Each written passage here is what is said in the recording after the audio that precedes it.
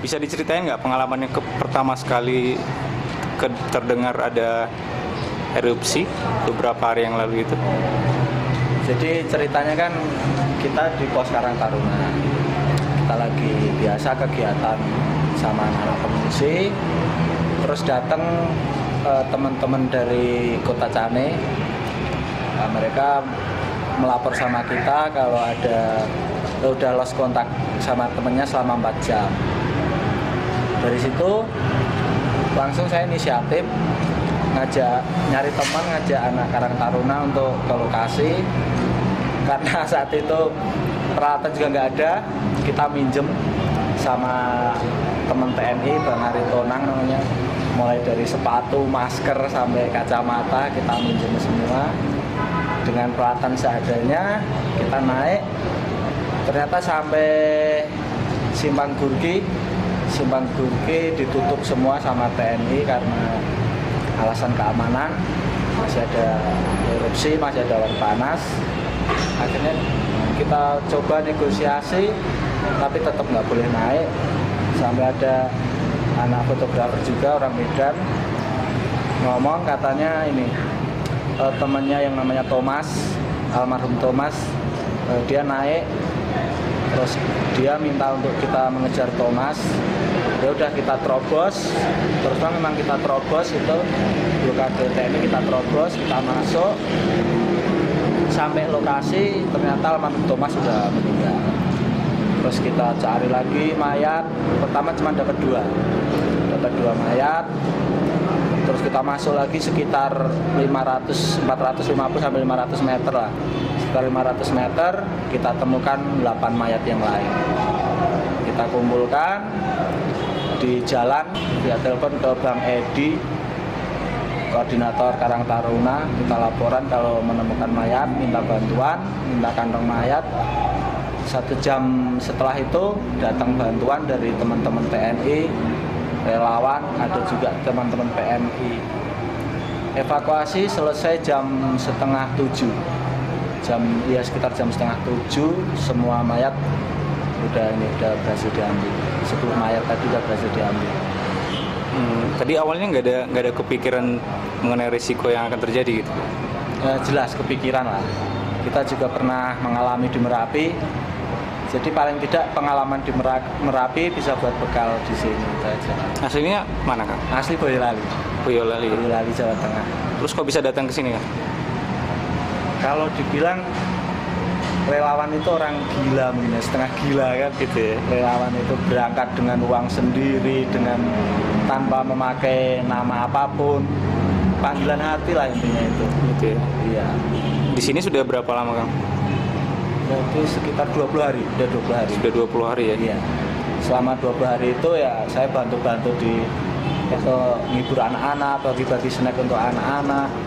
Kita juga bantu-bantu di dapur umum. Pokoknya apa yang bisa kita bantu itu aja. Gitu ya. Pada saat waktu melangkah itu kan 2 orang tuh ya? Iya. 2 orang. Yang teman satu lagi namanya siapa? Iya, namanya Eros Fatahillah. Eros Fatahillah. Iya, jadi sebenarnya keputusan yang konyol. Saya ngajak Eros Fatahillah itu keputusan konyol. Karena Eros basicnya dia di dapur umum. Oh gitu? Iya. Jadi tidak ada basic sama sekali untuk iya, rescue ya? Nggak ada pengalaman, nggak ada basic untuk rescue. Eros mempunyai jiwa sosial yang tinggi, mempunyai tekad yang tinggi, mental yang kuat. Jadi saya ajak naik, ternyata ketemu mayat pun dia mentalnya kuat. Iya, di situ kan masih baru saja erupsi ya. Tentu kan panas tuh. Suasana udara di situ pada saat evakuasi? Ya sebenarnya ini ya. Atau memang sama sekali hilang dirasakan itu? Kalau panas enggak sih. Soalnya kan itu udah jeda waktu sekitar 2 jam pasca erupsi pertama. Oke. 2 jam sampai 3 jam. Sampai sana nggak panas. Cuman pengap, iyalah jelas pengap karena ini kan bau belerang juga. Gitu ya. Dengan peralatan seadanya juga emang pengap. Cuman karena ini kita udah melihat mayat itu, udah yang di hati itu pokoknya aku harus ngambil mayat itu biar segera dikebumikan kan. Iya. Gitu. Jadi kita nggak berpikir ulang lah untuk masuk, untuk ambil resiko kita nggak pikir ulang.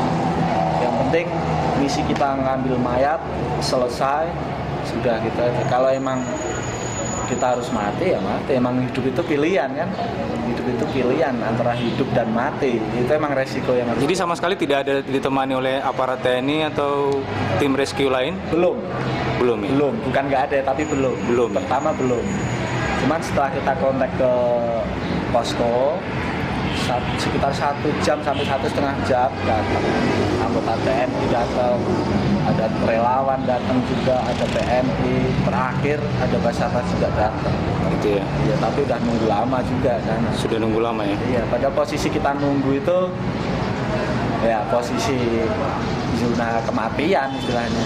Iya. Jadi kalau saat kita nunggu itu ada awan panas ya sudah, kita pun lewat. Nggak bisa menyelamatkan sama sekali ya? Ya, kita yakin aja lah, yakin niat baik itu pasti ada jalannya. Tanggapan keluarga sendiri gimana? Kalau keluarga saya udah biasa dengan kegilaan-kegilaan seperti ini, mereka udah biasa. Bahkan pas di lokasi saya telepon juga kan sama keluarga, ditanya dapat mayat berapa gitu. Oh gitu ya, bukan malah. Ya jadi mereka udah biasa, mereka pun hafal bener kan siapa saya kan. Dicegah pun kalau emang saya udah pengen berangkat Ya. Memang sudah diniatkan. Iya, dari rumah udah niat, dari kampung udah niat, tapi nggak berpikir sampai sini ada korban, gitu aja.